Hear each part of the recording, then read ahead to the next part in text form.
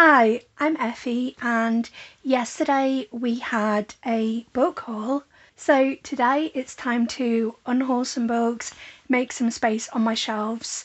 This is something that I tend to do every December as I like to just give my shelves a bit of a refresh, check in with myself that all of the books that are behind me are ones that I want to keep, whether they're books that I've read before or ones that I haven't but probably won't ever pick up again. So first off, we've got 4 books that probably won't be much of a surprise. I feel like a lot of people will be unhauling these kind of books. We've got 4 Neil Gaiman books. We've got a battered copy of American Gods, The Ocean at the End of the Lane, What You Need to Be Warm, and Chivalry. I don't think it really needs to be said why these are going, but yeah, as I was going through my shelves, I was like, nah.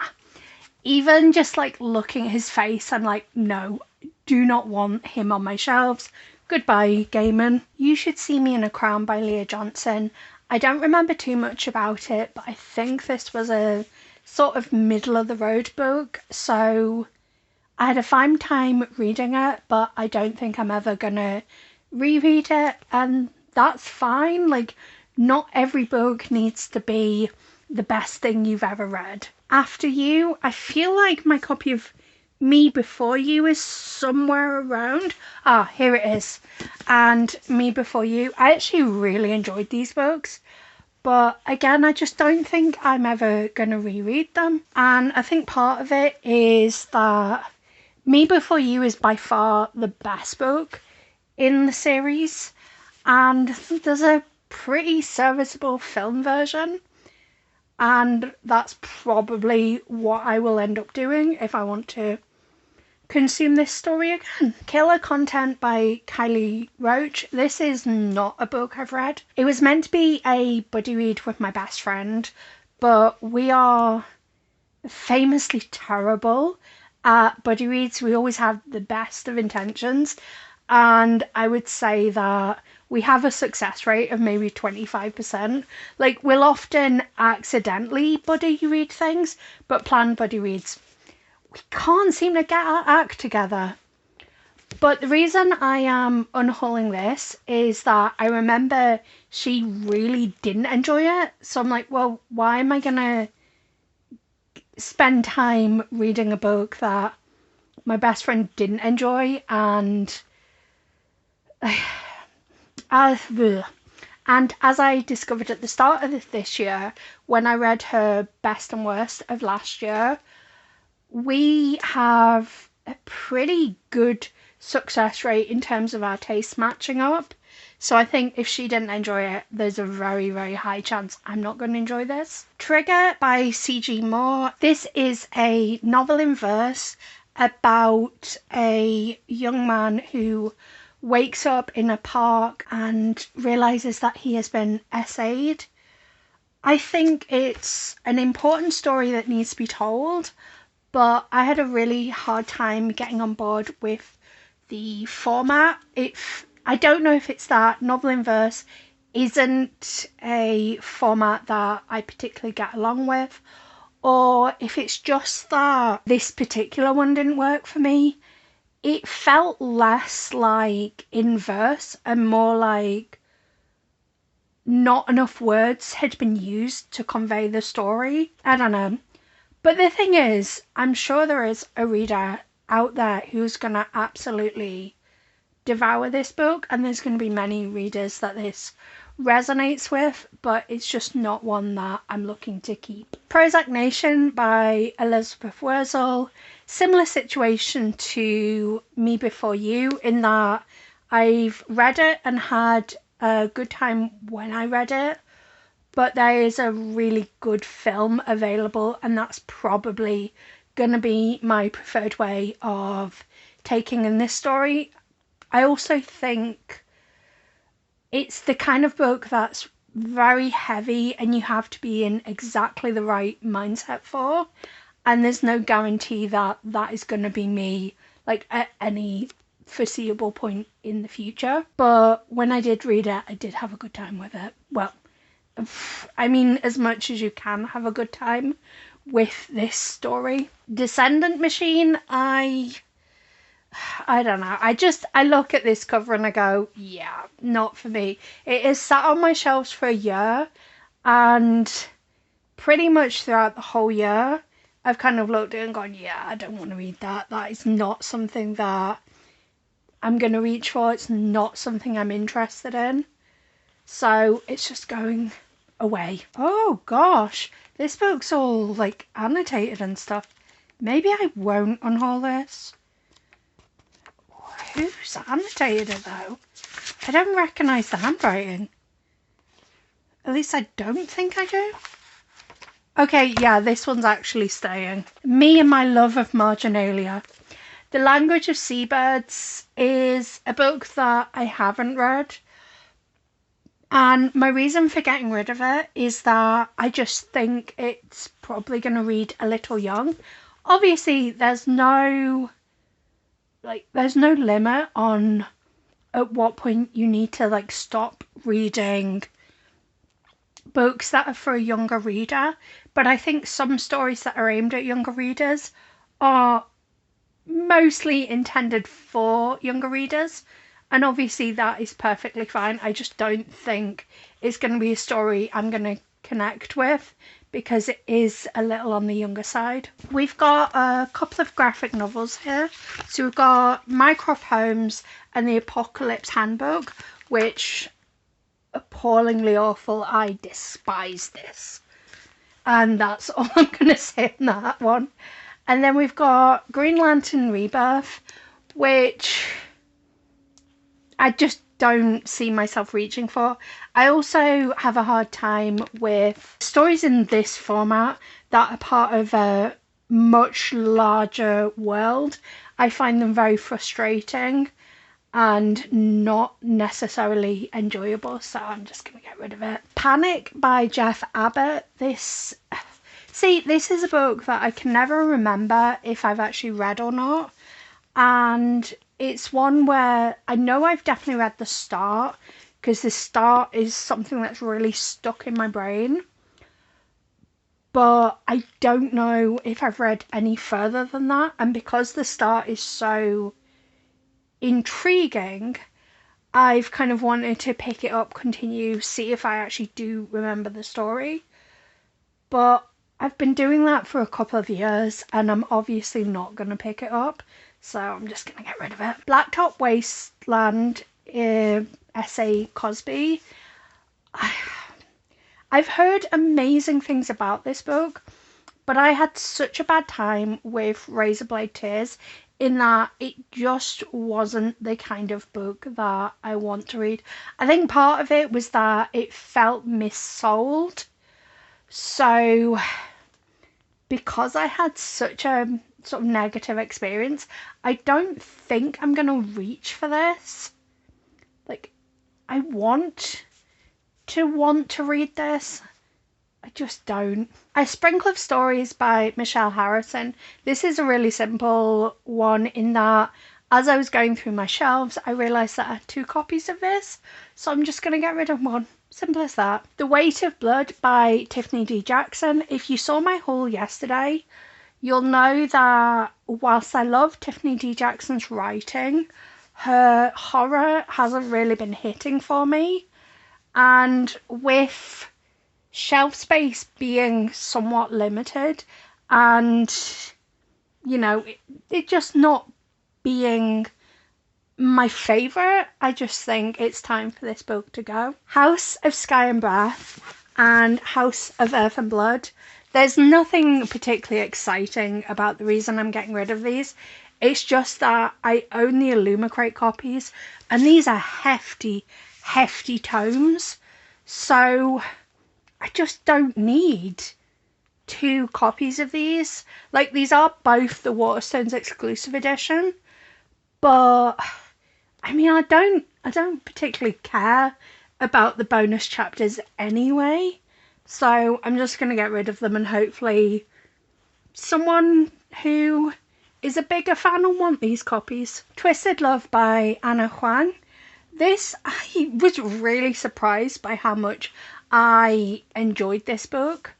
But I think if I was going to return to this series, I'd probably only return to book 4, which is Twisted Lies, which is by far my favourite book in this series. It's another one that, like, I had a really good time as I was reading it.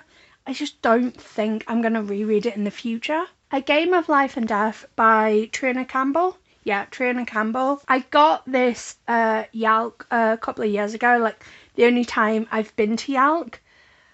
And clearly it hasn't been a priority for me because, like, I know it's been on my shelves for a couple of years. And when I read the blurb, it sounds like something that I could enjoy. But it also sounds like something that could be kind of a mid-read. So I'm just going to get rid of it. The Promised Neverland, Volume 1. I am trying to be quite strict when it comes to manga, because manga's so expensive to obtain if you're getting the physical copies, that is. And, like, whilst I enjoyed this story well enough, I don't enjoy it enough to continue it and to continue buying the individual volumes at the price that they cost, if that makes sense. I hope it makes sense. What Dreams May Come by Richard Matheson. I went to a Catholic school and we watched this film in class, and I feel like I enjoyed the film, but I also don't remember it at all, so maybe I didn't. And then I found out that there was a book version of it, and I was like, oh, great. And I have literally had this since childhood and just never read it. And then as I was trying to figure out which books to get rid of, I had a look at the author's note at the start, and it made me really uncomfortable and made me go, yeah, this isn't a book for me. Let me just pop it on screen. So pause to read. So as you can see, like, the thing is, for some people, they're going to really connect with that, and that's going to make them even more interested to read this. But for me, it really turned me off this book. Winter's Orbit is another book that I enjoyed when I read it. It was a good time. I just don't see myself ever rereading it. Whereas Circus of Wonders, this is my last copy of Circus of Wonders. It's taken me so long to get rid of all of my copies because they're absolutely gorgeous. Like, that is beyond beautiful. But I hated this book so much. Like, it's one of these where it's like age gap, but like age gap very uncomfortably done. I think the younger character's maybe 19, and there's just something so creepy and uncomfortable about the story. I like respect that the author put a lot of work into making the story of the Circus of Wonders historically accurate, but I just could not get on board with it. My Mortal Instruments set. I had such a mixed bag reading these books. I think book 5, if I remember correctly, I absolutely despised.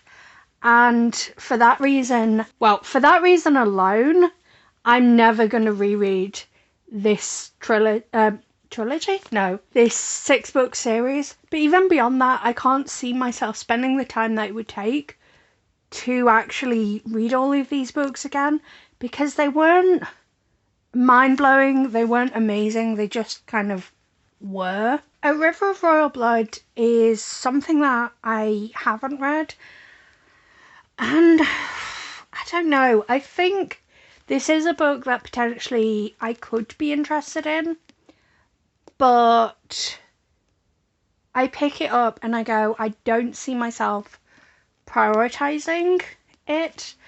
And I also think that I don't think it's going to be a book that I'm going to love enough to want a special edition. But like the special edition's not super special anyway. So if I want to read it in the future, I'll probably grab a paperback, and that's going to take less space on my shelves and be significantly cheaper. The Extraordinaries, so TJ Klune I've read 2 books by, and is it 2? Was it 3? No, I can't remember. But I think Under the Whispering Door was kind of an exception for me, and in that I had a fantastic time reading it. But In the Lives of Puppets I despised. And then this book, I've heard that there's some propaganda in it. And I believe as the series goes on, that's kind of addressed. But I just don't care to wade through a series to get to it not being propaganda. So, yeah. Bye-bye. When I read the synopsis, blurb, whatever you want to call it, for Heart of Thorns, my immediate kind of feeling about it is that it feels very dime a dozen. It doesn't feel like a story that's going to be particularly unique.